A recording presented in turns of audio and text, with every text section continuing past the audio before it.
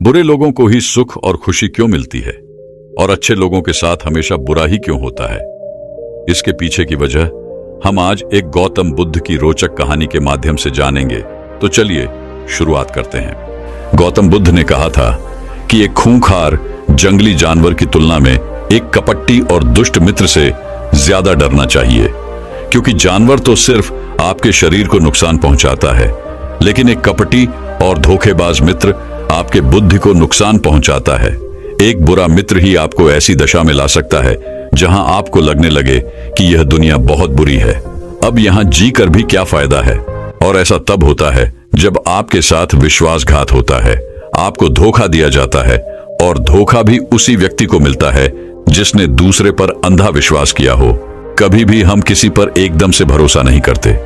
भरोसा धीरे धीरे बढ़ता है, लेकिन एक समय आने के बाद यह भरोसा इतना मजबूत हो जाता है कि हम उस व्यक्ति के लिए अपने आंख, कान और दिमाग सब बंद कर लेते हैं।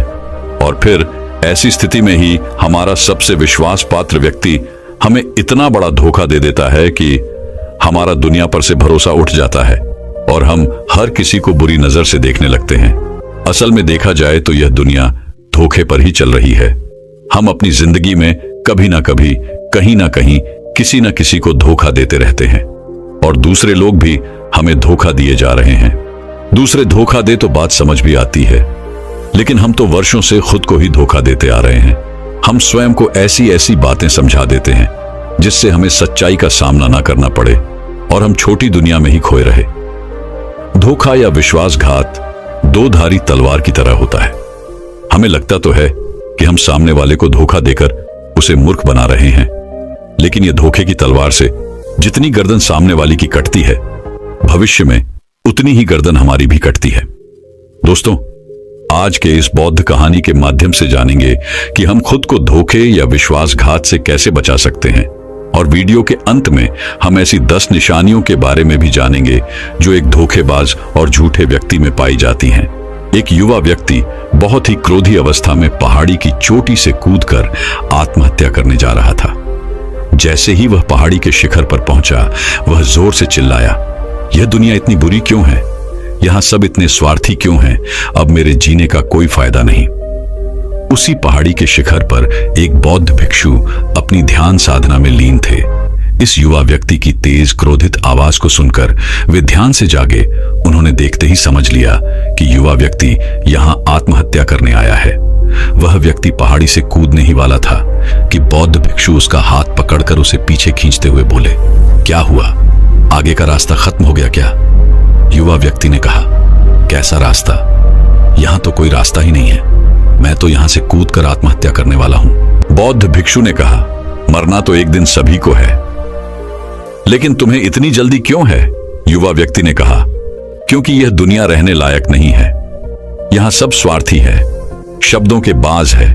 मैंने जिस पर भी भरोसा किया, सभी ने मुझे धोखा दिया।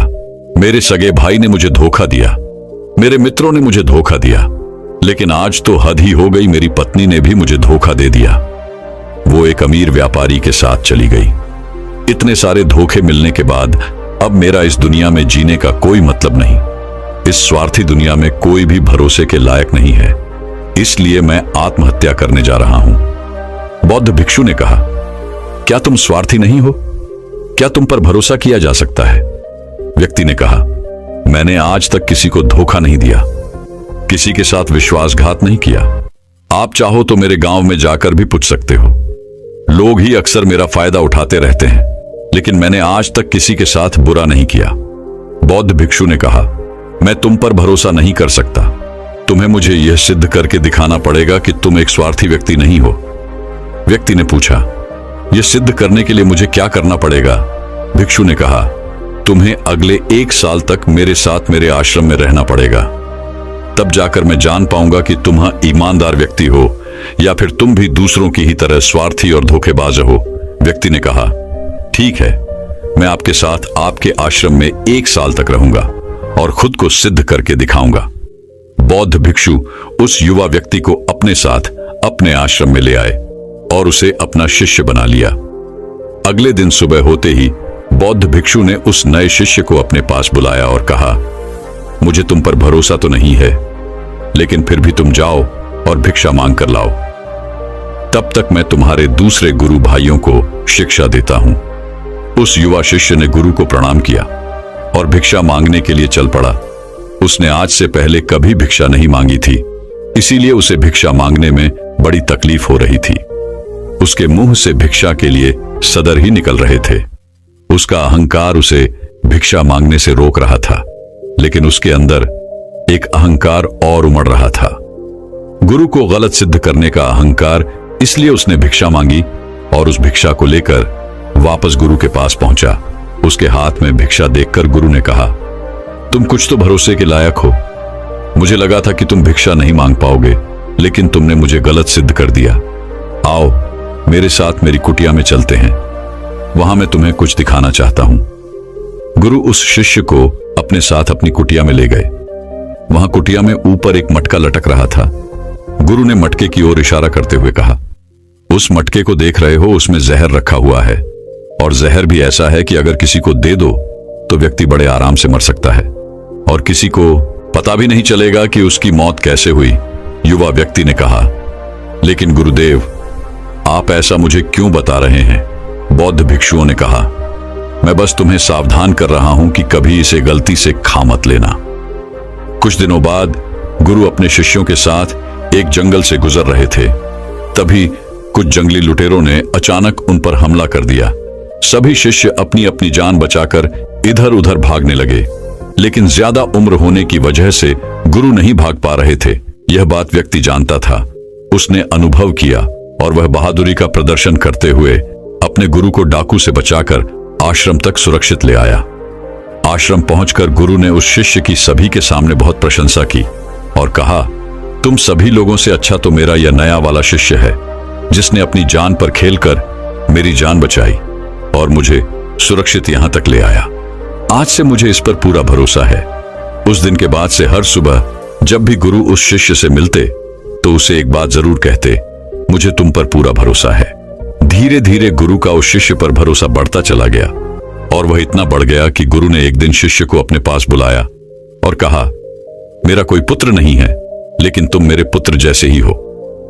अब मेरी उम्र हो चुकी है, मैं बूढ़ा हो गया हूं, इसीलिए मैं चाहता हूं कि मेरी मृत्यु के बाद इस आश्रम की बागडोर तुम अपने हाथों में ले लो।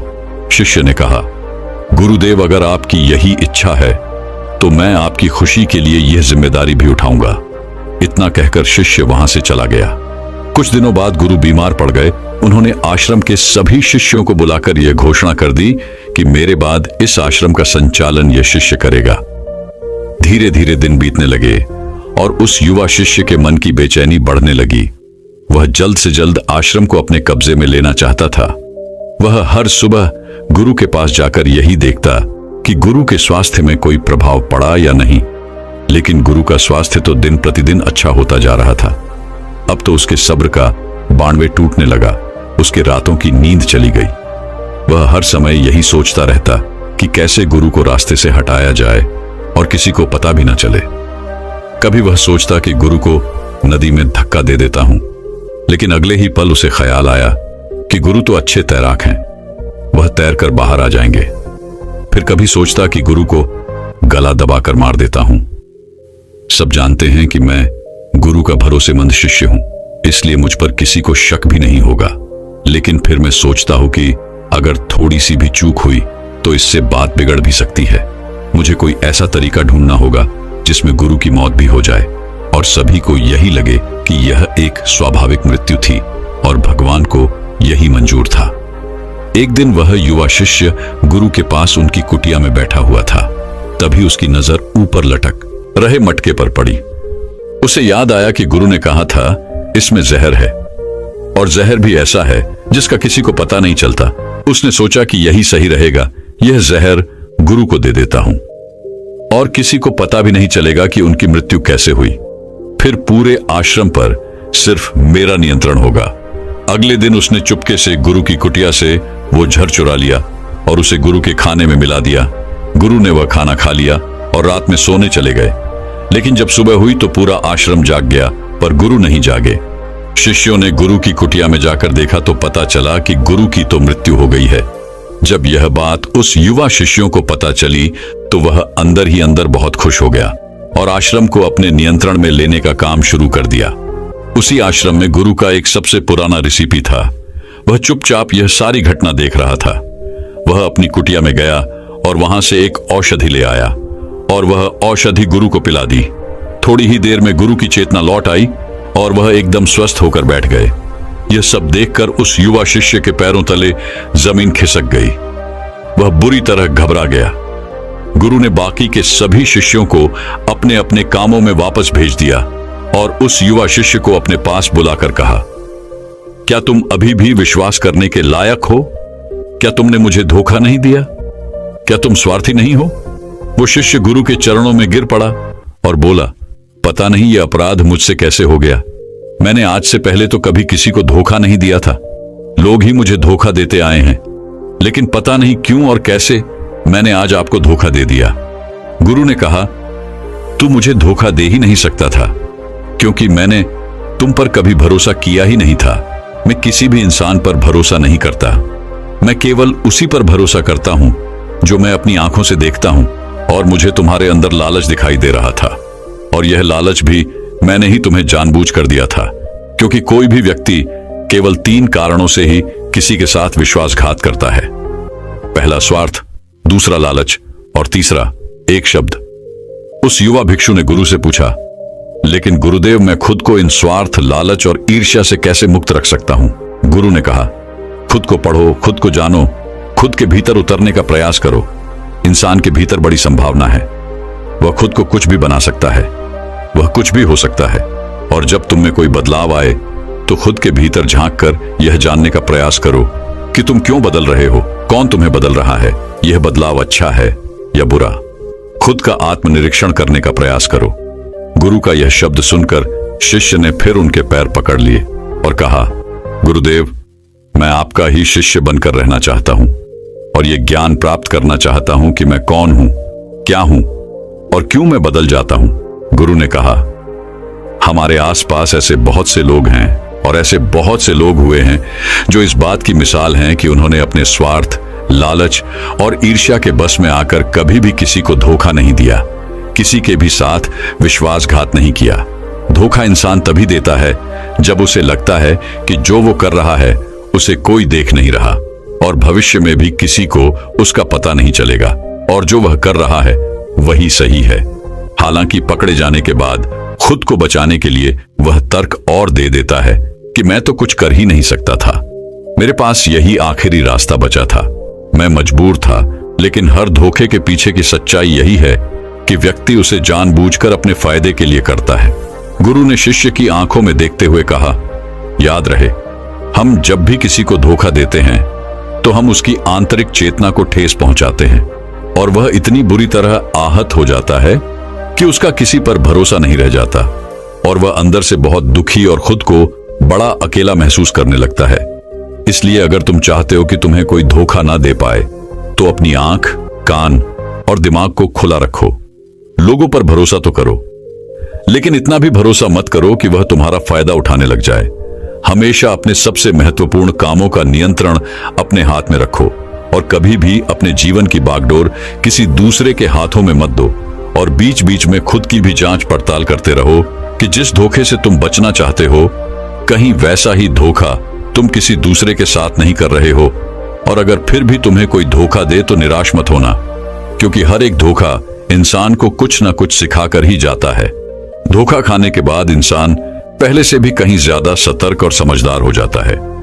इसलिए सिर्फ एक धोखे की वजह से खुद की जिंदगी को बर्बाद मत करो और इसे एक सीख समझकर आगे बढ़ जाओ। गुरु ने कहा, यह 10 निशानियां हैं एक धोखेबाज इंसान की, एक चालाक इंसान की, जो तुम्हें धोखा दे सकता है, तुम्हारी मन की शांति तक छीन सकता है और तुम्हें निराशा के गहरे सागर में डुबोकर तुम्हारी जिंदगी तक खत्म कर सकता है।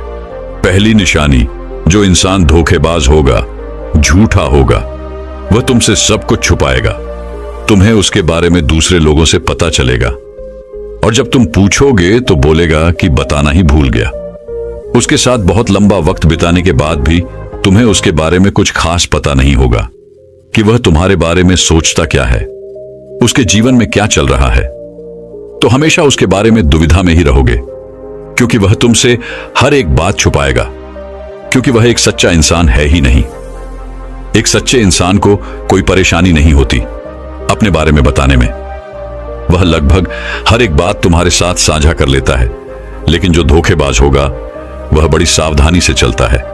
तो यह बात हमें गौर करनी चाहिए कि जिस इंसान के साथ हम रिश्ते में हैं, जिसे हम अपनी जिंदगी सौंपने वाले हैं, जिसके साथ हम प्रेम का, विश्वास का सौदा करने वाले हैं, क्या वह अपनी पूरी जिंदगी हमारे साथ एक खुली किताब की तरह साझा करता है या नहीं, या वह हमसे चीजें छुपाता है।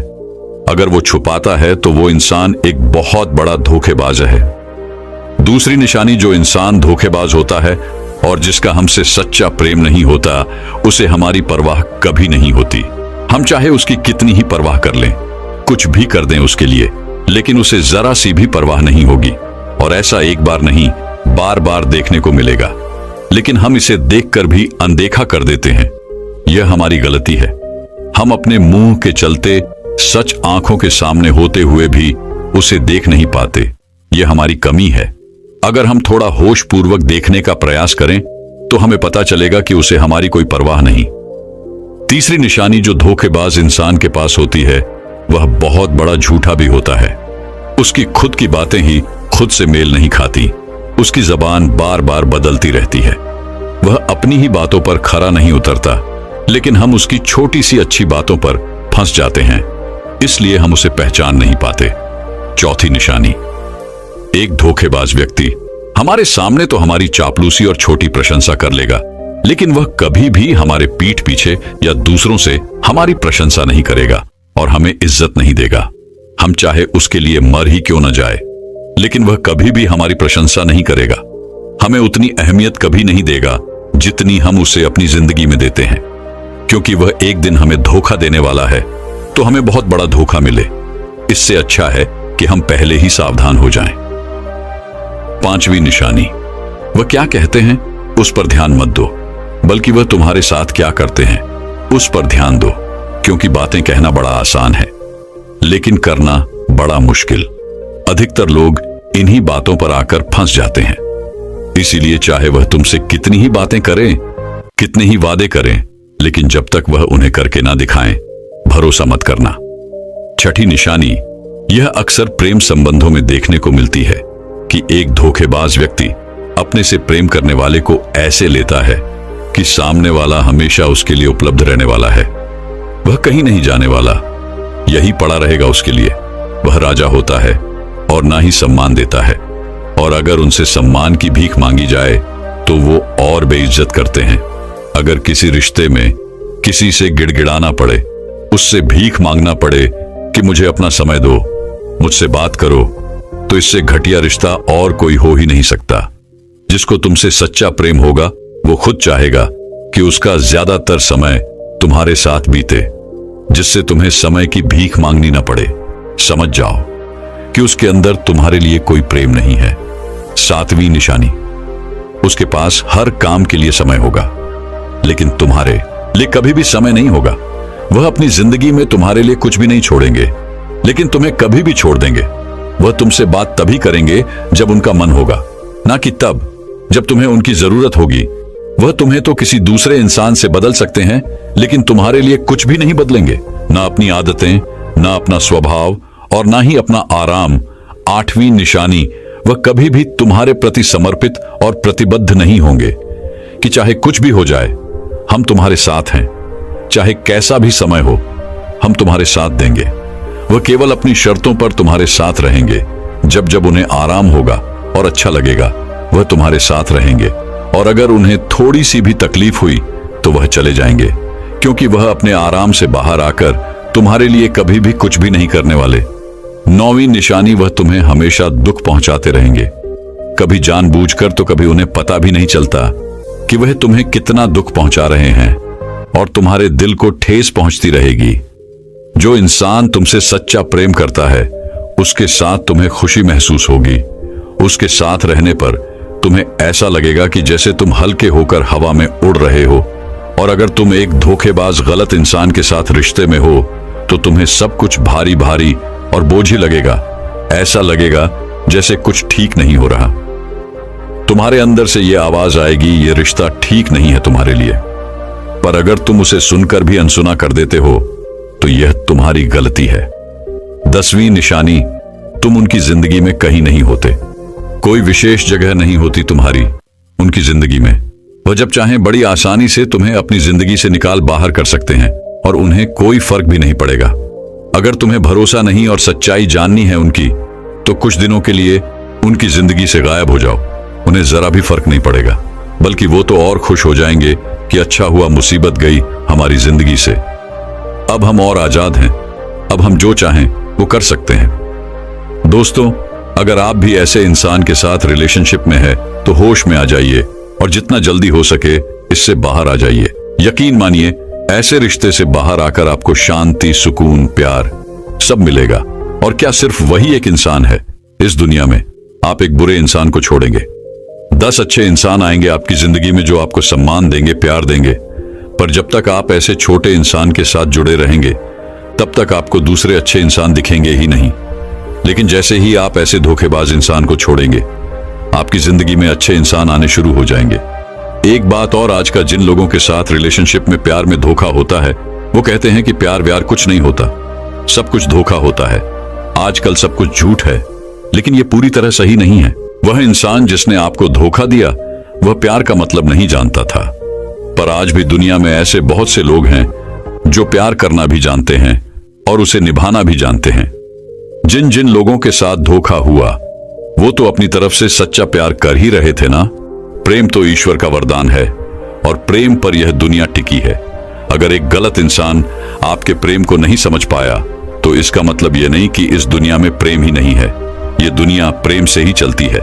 ये हंसती नाचती दुनिया प्रेम करने वालों की बदौलत ही है।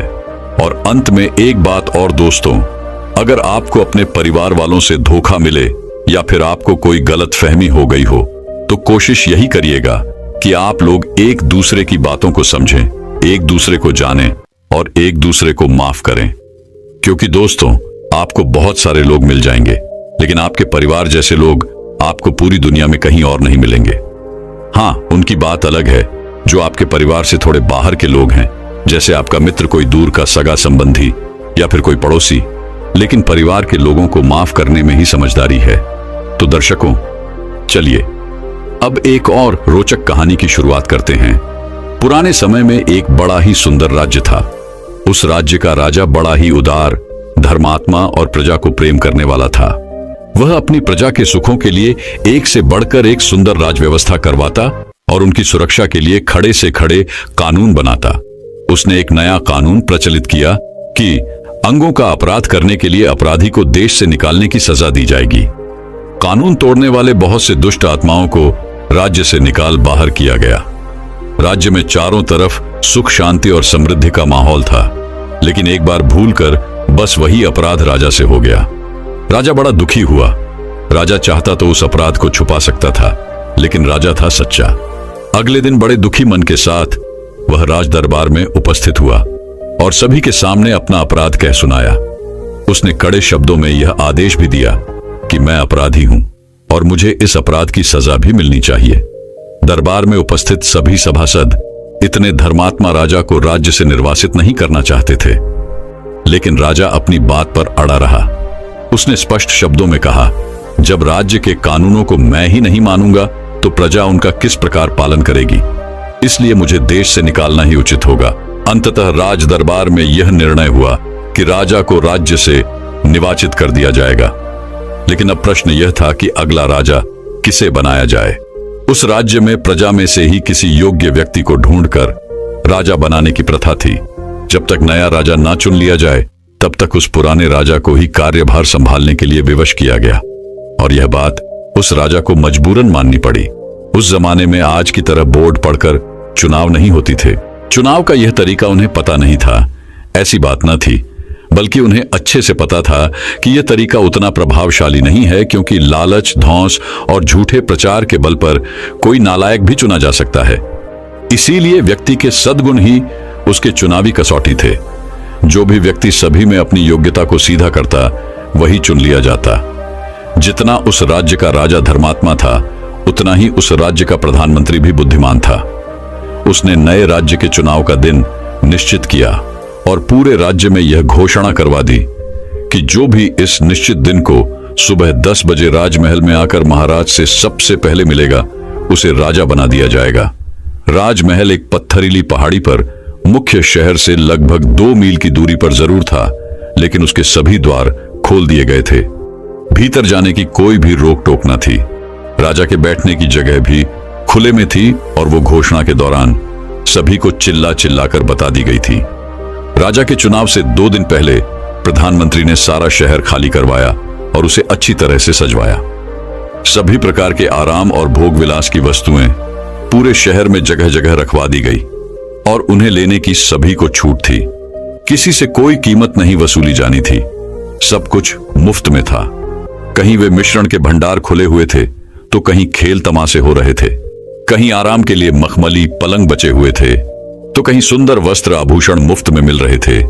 सुंदर और कोमल अंगों वाली युवतियां लोगों के सेवा सत्कार के लिए खड़ी थीं। जगह जगह राजकीय नौकर हाथ में दूध की गिलास लिए खड़े थे। इनकी छिड़काव और चंदन की सजावट से पूरा शहर महक रहा था। शहर की हर एक गली कूच ऐसे सजी हुई थी मानो कोई राजमहल हो। चुनाव के दिन सुबह से ही राजमहल के सारे द्वार खोल दिए गए और लोगों को उस सजे हुए शहर में आने की अनुमति दे दी गई। शहर के बाहर खड़े प्रजाजन जब शहर में घुसे तो उसकी सजावट देखकर हक्के बक्के रह गए। मुफ्त के शरबत और दूध हर कोई पीने लगा। किसी ने मिठाई की दुकान पर आसन जमाया तो कोई सिनेमा देखने जा बैठा। कुछ मुफ्त के गहने और कपड़े पसंद करने लगे तो कोई सुंदरियों के गले में हाथ डालकर नाचने लगा। सभी लोग अपनी अपनी रुचि के अनुसार सुख सामग्री का भोग करने लगे। 2 दिन पहले ही सभी प्रजाजनों को मुनादी करके यह बता दिया गया था कि राजा से मिलने का सही समय ठीक 10 बजे का है। इसके बाद पहुंचने वाले को राज्य का अधिकारी नहीं माना जाएगा। शहर की सजावट और सुख सामग्री का मेला सिर्फ कुछ ही समय का है। एक नियत समय के पश्चात इसे हटा दिया जाएगा। शहर का ऐसा एक भी व्यक्ति न था जिसे दोहरा दोहरा कर ये सारी बातें ना बता दी गई हों, और सभी ने कान खोलकर सुन भी लिया था। लेकिन शहर की सजावट, मुफ्त की सुख सामग्री ने सभी का मन ललचा लिया था। किसी का भी उन्हें छोड़ने का मन नहीं कर रहा था। राज मिलने की बात को लोक अपेक्षा की दृष्टि से देखने लगे। कुछ सोच रहे थे कि दूसरों को चलने दो, मैं भागकर उनसे पहले पहुंच जाऊंगा। कुछ ऊँग रहे थे कि अभी तो बहुत समय बाकी है। कुछ का विचार था कि सामने की चीजों को ले लो, अगर राज्य न मिला तो यह भी हाथ से जाएगा। कुछ तो राज्य मिलने की बातों का मजाक उड़ाने लगे। पूरी भीड़ में से 1-2 ने हिम्मत की और शहर से निकलकर राजमहल की ओर चले। लेकिन थोड़ी दूर चलने पर ही महल के पत्थरीले रास्ते, पहाड़ी की ऊंचाई और शहर की सुंदरता ने उनका मन बदल दिया और वह उल्टे पांव शहर वापस चले आए। सारा नगर सुख भोग के संसाधनों में डूब चुका था। किसी को भी समय का ख्याल ना रहा। 10 बज चुके थे, लेकिन हजारों प्रजाजनों में से कोई भी राजमहल न पहुंच सका। बेचारा राजा दरबार लगाई अकेला बैठा रहा। प्रधानमंत्री मन ही मन खुश हो रहा था कि उसकी चाल कैसी सफल रही। जब राजा से मिलने कोई ना आया तो मजबूरन उसी राजा को फिर से राज्य का कार्यभार संभालना पड़ा। दोस्तों, यह कहानी काल्पनिक है, लेकिन यह मनुष्य जीवन की सच्चाई को दर्शाती है। हम भी तो अपने आज के छोटे छोटे सुख भोगों के लिए अपने जीवन के लक्ष्यों और उज्जवल भविष्य की आहुति दे देते हैं। हम में से किसे नहीं पता कि हमारे पास लक्ष्य प्राप्ति का समय सीमित है, लेकिन हम फिर भी इसे अपने झूठे सुखों के लिए बर्बाद करते रहते हैं और फिर समय हाथ से निकल जाता है।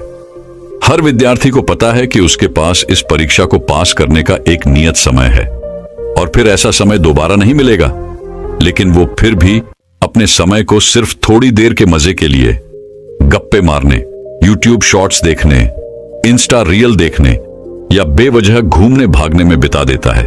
उसे लगता है कि दूसरों को पढ़ने दो, मैं आखिरी के कुछ दिनों में ज्यादा मेहनत करके रात रात भर जाग के सबको पीछे छोड़ दूंगा। लेकिन ऐसा हो नहीं पाता और जब समय हाथ से निकल जाता है तो सिर्फ पश्चाताप ही हाथ लगता है।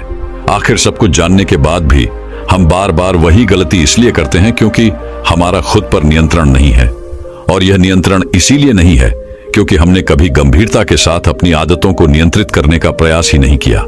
हम बीच बीच में अपने मन को छोटे छोटे मजे चखने की छूट देते रहते हैं। इसीलिए यह कभी भी दूर के बड़े आनंद को प्राप्त करने का प्रयास ही नहीं करता और हमें छोटे छोटे सुखमय आनंद में उलझाए रखता है।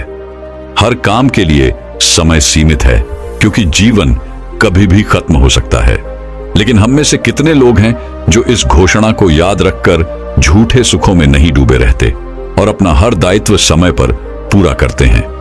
अवसर चला जा रहा है और हम आज के छोटे छोटे सुखों के बुलावे में पड़कर अपने अनमोल समय को बर्बाद किए जा रहे हैं और उच्च और स्थिति और आंख उठाकर भी नहीं देख रही। हमारे इस व्यवहार को देखकर प्रधानमंत्री शैतान मन ही मन खुश हो रहा है कि मेरी चाल कैसी सफल हो रही है। दोस्तों, मैं उम्मीद करता हूं कि यह कहानी सुनने से आपके जीवन में अच्छे बदलाव आए होंगे। आपको इस वीडियो से क्या सीखने मिला, ये कमेंट करके जरूर बताएं और अपने परिवार, दोस्तों या आपके करीबी इंसान के साथ ये कहानी शेयर करके उन्हें भी इस ज्ञान से परिचित करवाएं। बाकी अगर आपको ये वीडियो दिल से अच्छी लगी हो तभी इस वीडियो को लाइक कर देना और आपने अब तक इस चैनल को सब्सक्राइब न किया हो तो चैनल को सब्सक्राइब भी जरूर कर देना। आपका हर दिन शुभ हो और खुशियों से आपका जीवन भरा रहे। धन्यवाद। नमो बुद्धाय।